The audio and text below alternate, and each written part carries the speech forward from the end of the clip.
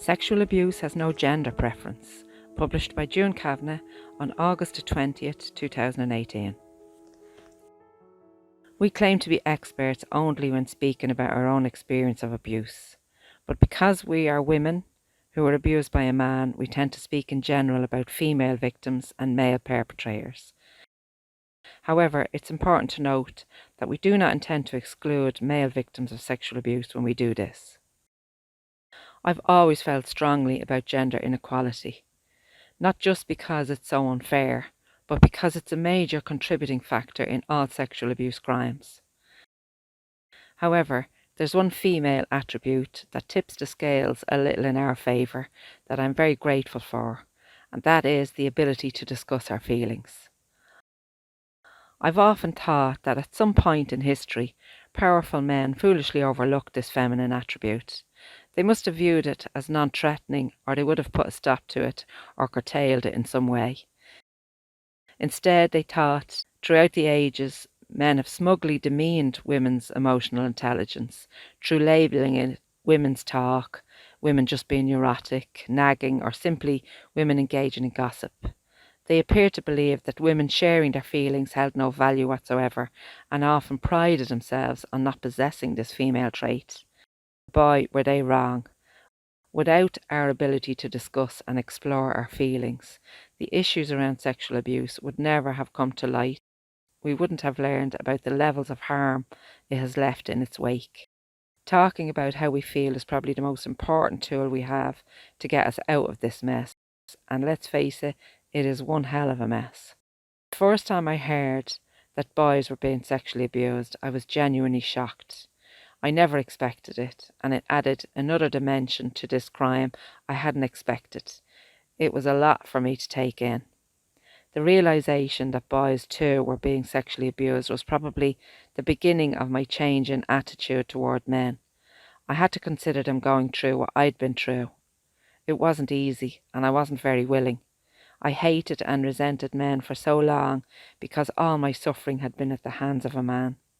Seeing men as victims opened my heart and gave me a lot to think about. When cases started to emerge in the media of women who were also sexually abusing young girls and boys, I felt so confused. I didn't want to believe it, and still don't, but it's the truth. I had to accept that this crime was far more complex than I'd originally thought, and also that it was not gender specific. There's an awful lot of work still to be done, as every day more and more sexual abuse is being uncovered. The media is now saturated with stories of sexual abuse, and we believe we are still only touching the tip of the iceberg. We must focus on healing the courageous victims that are speaking out while continuing to encourage further male and female victims of sexual abuse to come forward and heal.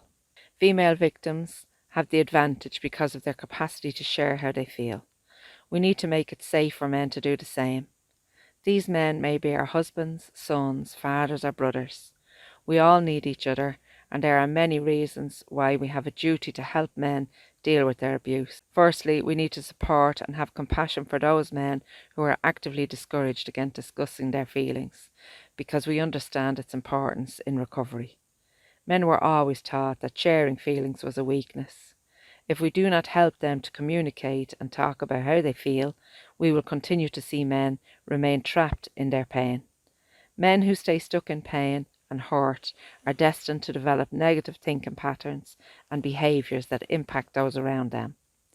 They may become aggressive and act out their anger because it is one emotion that has always been considered acceptable to men. Secondly, it's the right thing to do. If we want real equality, it goes both ways. We need to keep our hearts open.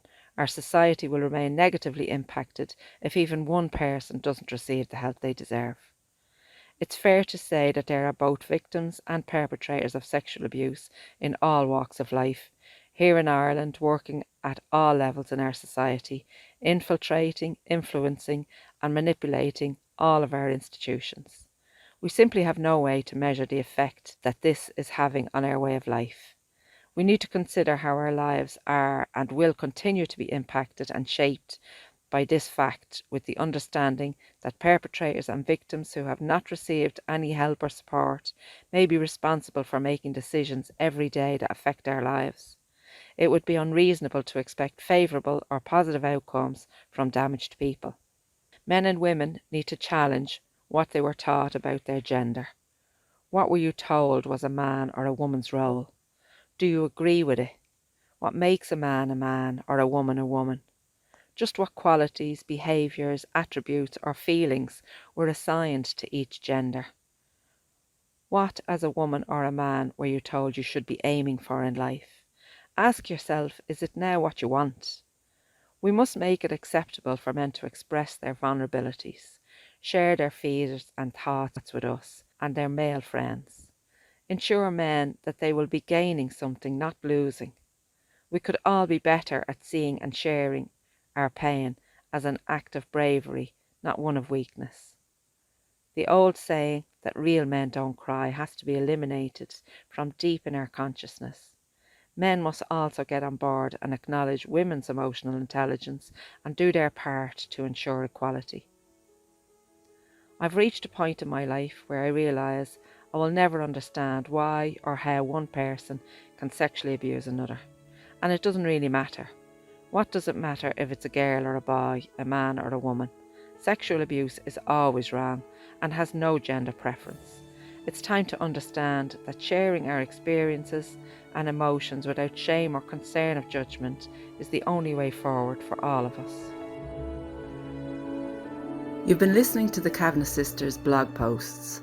We hope that these blogs provide helpful information based on our personal views and experiences and encourage conversations about these topics that we cover. You can contact us on Twitter, Instagram, Facebook or directly at thekavanaghsisters@gmail.com.